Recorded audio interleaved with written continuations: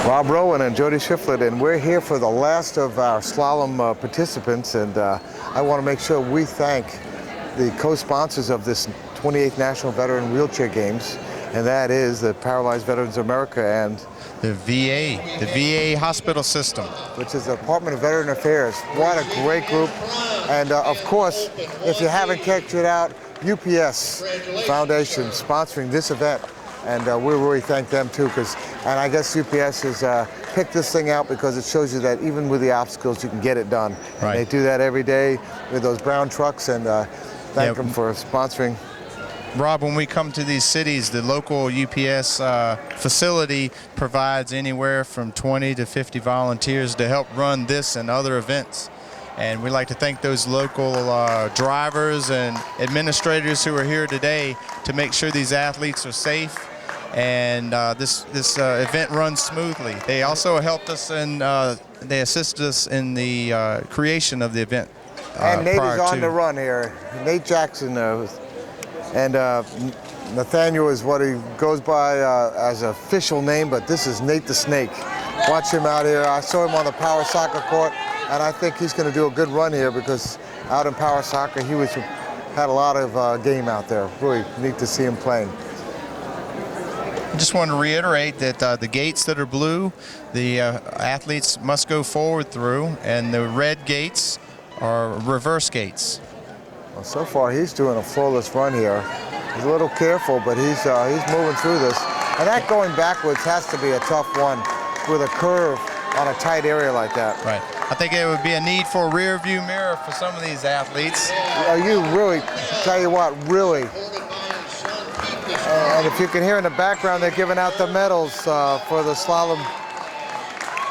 So the people are cheering them on, and this is really exciting to see what's happening.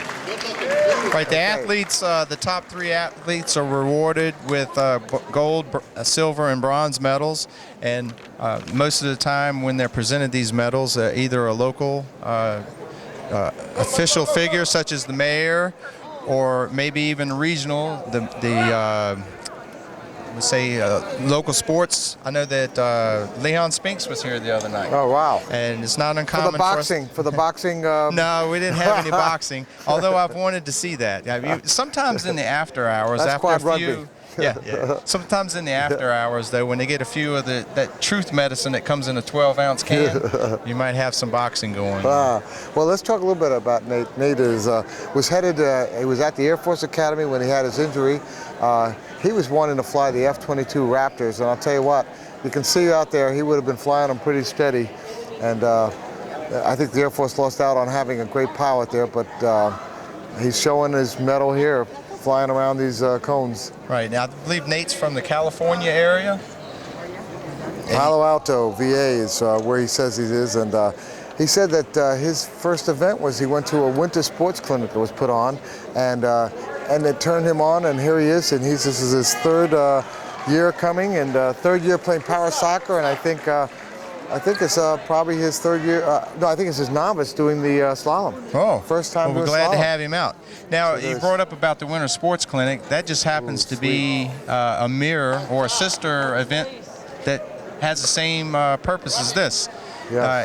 It's most of the time it's held in Colorado because it's organized by Sandy Trebetta, and they'll have a number of winter events that the athletes participate in, but it centers around downhill skiing. Downhill skiing. Yes. Now, do they do that in a power chair? No, I don't think so. But you know, there's improvements every year, and we see different applications of the skis that go downhill. If there's going to be a quad, these guys are quadriplegics and other compound disabilities. If they were going to be skiing, they would often use side tracks on their skis, or they may have essentially a sled with someone behind them, oftentimes tethered to them to make sure that they don't lose control of their ski. He forgot the door. That's going to hurt him a little bit there. Well, he may understand that and go back and correct it, but if he doesn't, unfortunately, he'll be disqualified. That's a shame because he was doing such a beautiful run. He's not done yet. Maybe he'll realize it if he looks back. Somebody did yell outdoor.